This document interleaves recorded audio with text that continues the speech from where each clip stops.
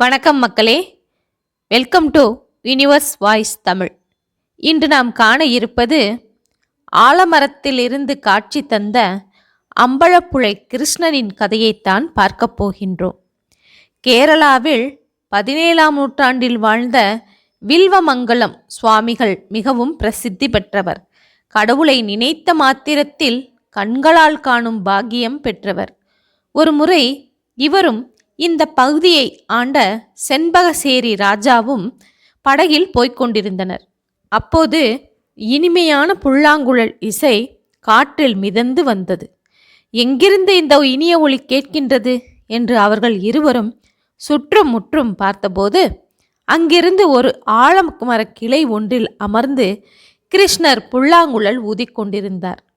அந்த காட்சி வில்வமங்கலம் சுவாமிகளுக்கு மட்டுமே கண்களில் தெரிந்தது. உடனே அவர் மன்னனிடம், அதோ கண்ணன் குழல் ஊதுகின்றான் என்று உற்சாகத்தில் கூவினார். மன்னனுக்கு ஒன்றும் தெரியவில்லை. அவர் வில்வமங்கலம் சுவாமிகளிடம், கண்ணன் எனக்கு காட்சி தரமாட்டாரா என்று ஏக்கமாக கேட்டார். இதை அடுத்து மன்னனுக்கு கிருஷ்ணரும் காட்சி கொடுத்தார். பின்னர் மன்னன் அந்த ஆலமரம் இருந்த நிலத்தின் உரிமையாளரை சந்தித்து அதிக விலை கொடுத்து அந்த இடத்தை வாங்கி அதில் ஒரு கிருஷ்ண கோவிலை கட்டினார். மலையாள மொழியில் ஆறு என்பது புழை என்று அழைக்கப்படுகின்றது. அம்பலம் என்பதற்கு கோவில் என்று பொருள். புழை அருகில் அமைந்த அம்பலம் என்பதால் அந்த இடத்திற்கு அம்பலப்புழை என்கிற பெயர் வந்தது. கண்ணன் குழல் ஊதி வில்வமங்கலம் சுவாமிகளுக்கும் மன்னனுக்கும் காட்சி கொடுத்த ஆலமரம் கோவிலுக்கு பின்புறத்தில் கணபதி ஆள் என்கிற பெயரில் இருப்பதை இன்னும் காணலாம். செண்பகசேரி மன்னன் இந்த ஆலயத்தை கட்டி முடித்ததும் ஆலயத்தில் பிரதிஷ்டை செய்வதற்காக ஒரு கண்ணன் சிலையை வடிக்க உத்தரவிட்டார். அந்த சிலையானது மாடு மேய்க்கும் கண்ணனின் தோற்றம் போலவே அதை ஒத்து இருந்தது. அந்த சிலை வடித்து முடிக்கப்பட்டதும் நம்பூதிரி ஒருவர் அங்கு வந்து சிலையை பார்த்துவிட்டு அதில் குறைகள் இருப்பதாக கூறினார். ஆனால் சிலை வடித்த சிற்பியோ, இதில் என்ன குறை இருக்கின்றது என்று கோபமாக கேட்டார். உடனே நம்பூதிரி அந்த சிலையை தன்னுடைய விரலால் மெதுவாக தட்டினார். அப்போது அந்த சிலையின் கைப்பகுதி உடைந்து விழுந்துவிட்டது. இதையடுத்து நம்பூதிரியிடமே வேறு சிலையை எங்கிருந்தாவது கொண்டு வருவது என்று கேட்டுக்கொள்ளப்பட்டது. அதற்கு அவர் குறிச்சி என்கிற இடத்திலிருந்து கிருஷ்ணர் சிலை ஒன்றை கொண்டு வாருங்கள் என்றார். அதன்படியே குறிச்சியில் இருந்து கிருஷ்ணர் சிலை ஒன்று கொண்டு வரப்பட்டு அந்த சிலையே அம்பலப்புழை ஆலயத்தில் பிரதிஷ்டை செய்யப்பட்டது. இந்த சிலையை கருவறையில் உள்ள பீடத்தில் வைத்தபோது அது சமநிலை இல்லாமல் ஒரு பக்கமாக சாய்ந்ததாம். அப்போது அங்கே வந்த முனிவர் ஒருவர் பீடத்தின் மீது ஒரு வெற்றிலையை வைக்க அதன் பின்னர் சிலை அசையாமல் சரியாக பொருந்தி நின்றதாம். எனவே இந்த ஆலயத்திற்கு தாம்பூலப்புழை என்றுதான் முதலில் பெயர் இருந்து வந்திருக்கிறது. அதன் பின்னரே அம்பலப்புழை என்ற பெயர் வந்திருக்கின்றது. அர்ஜுனனுக்கு கிருஷ்ண பரமாத்மா தன்னுடைய 3 விக்கிரகங்களை கொடுத்ததாகவும் அதில் ஒன்றுதான் இந்த ஆலயத்தில் உள்ள விக்கிரகம் என்று சொல்வோரும் உண்டு. அம்பலப்புழை கிருஷ்ணன் கோவிலை பற்றி பேசும்போதெல்லாம் பால் பாயாசமும் நினைவுக்கு வருவதை தவிர்க்க முடியாது. ஏனெனில் இங்கு தினமும் 100 லிட்டர் பால் பாயாசம் தயார் செய்து கிருஷ்ண பகவானுக்கு நைவேத்தியமாக படைத்து பின்னர் அது பக்தர்களுக்கு பிரசாதமாக வழங்கப்படுகின்றது.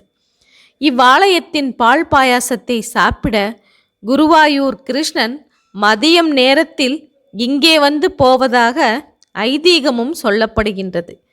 கோவில் பிரகாரத்தில் மணிக்கிணறு ஒன்று உள்ளது. இந்த கிணற்று நீரில்தான் கோவிலில் அபிஷேகம் செய்வது முதல் பால் பாயாசம் தயாரிப்பது வரை எல்லாமே நடக்கின்றது. இந்த பால் பாயாசமும் வந்த கதையும் ஒன்று சொல்லப்படுகின்றது. செண்பகசேரி மன்னனுடன் ஒரு முனிவன் சதுரங்கம் விளையாட விரும்பினாராம். அதற்கு மன்னனும் சம்மதித்தார். சதுரங்கத்தில் நீங்கள் வெற்றி பெற்றால் என்ன பரிசு வேண்டும் என்று மன்னன் முன்கூட்டியே கேட்டுக்கொள்ள, அந்த முனிவர், நான் வெற்றி பெற்றால் நான் ஊர் ஊராக போய் காலத்தை ஓட்டுகின்ற சாமியார். எனக்கு விலை உயர்ந்த பொருள் என்றால் அது நெல்மணிகள்தான். எனவே உங்களது கஜானாவில் உள்ள நெல்மணிகளை வேண்டுமானால் எனக்கு பரிசாக கொடுங்கள் என்று கேட்டார். மன்னனும் சம்மதித்து போட்டியை தொடங்கினான். போட்டியில் முனிவர் வெற்றி பெற்றுவிட்டார். மன்னன் சொன்னது போலவே கஜானாவில் உள்ள அனைத்து நெல்மணிகளையும் கொண்டு வந்து அவருக்கு தருவதற்கு உத்தரவிட்டான். அப்போது முனிவராக இருந்த அந்த கிழவர் கிருஷ்ணராக மாறி மன்னனுக்கு காட்சி கொடுத்தார்.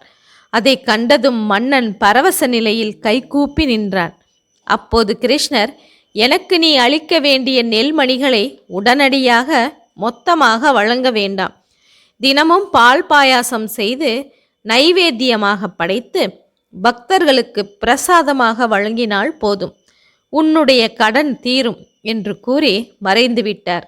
இதன்படியே இத்தல இறைவனுக்கு தினமும் பால் பாயாசம் நைவேத்தியமாக படைக்கப்படுவதாக இந்த கதையை சொல்கிறார்கள். மேலும் கோவிலின் வெளிப்பிரகாரத்தில் இருக்கும் ஓலைக்கூரபம் மண்டபத்தின் நடுவில் ஒரு பெரிய கடம் போன்று மிழா வைத்துள்ளார்கள். பிரம்மாண்டமான முரசு என்று இதை சொல்லலாம். பெரிய பானை வடிவில் இருக்கும் இதன் சின்ன வாய்பாகத்தில் தோல் கொண்டு போர்த்தியிருக்கிறார்கள். அதற்கு குடமிழா என்று பெயர். ஓட்டன் துள்ளலை உருவாக்கிய மலையாள மகாகவி குஞ்ஞன் நம்பியார் 300 ஆண்டுகளுக்கு முன்னால் வாசித்த மிழா இது என்று சொல்கின்றார்கள். சமூக அவலங்களை நகைச்சுவையாக மக்களிடம் எடுத்துச் சொல்வதற்காக பாட்டும் ஆட்டமுமாக உருவானதுதான் ஓட்டன் துள்ளல் என்கிற நிகழ்வு. குஞ்ஞன் நம்பியார் முதலில் ஓட்டந்துள்ளலை அரங்கேற்றியது அம்பலப்புழை கிருஷ்ணன் கோவிலில்தான் என்று சொல்லுகின்றார்கள். இந்த ஆலயம் கிழக்கு நோக்கி அமைந்துள்ளது. கோபுர வாசலை கடந்து சென்றால் முன்புறம் பிரம்மாண்டமான குளம் உள்ளது. கோவில் பிரகாரமும் பிரம்மாண்டமாக அமைந்துள்ளது. கோவிலின் உள்ளே சிறிய அளவிலான கருவறை உள்ளது. இருபுறமும் துவாரபாலகர்கள் இருக்க கண்ணன் 2 அடி உயரத்தில் அருள் பாலிக்கின்றார். கோவில் கருவறையை சுற்றி எழில்மிகு மியூரல் ஓவியங்கள் மனதை கொள்ளை கொள்கின்றன. இங்கே பகவானிடம் வந்து என்ன வேண்டிக் கொண்டாலும் அது நிறைவேறும் என்பது பக்தர்களின் நம்பிக்கை. ஐப்பசி மாதமும் தை மாதமும் 10 நாட்கள் திருவிழாக்கள் நடைபெறுகின்றன. இது கேரள மாநிலம் அம்பலப்புழை ரயில் நிலையத்திலிருந்து 1/2 கிலோமீட்டர் தொலைவில் இந்த கோவில் அமைந்துள்ளது. ஓகே மக்களே, இந்த அருமையான கோவிலை பற்றி நாம் இந்த காணொளியில் தெரிந்து கொண்டோம் அல்லவா? மீண்டும் இது போன்ற ஒரு செய்தியுடன் சந்திப்போம். எனது யூனிவர்ஸ் வாய்ஸ் தமிழ் சேனலை சப்ஸ்கிரைப் செய்யாதவர்கள் சப்ஸ்கிரைப் செய்து கொள்ளுங்கள், ஷேர் செய்யுங்கள், மறக்காமல் லைக் செய்யுங்கள். நன்றி, வணக்கம்.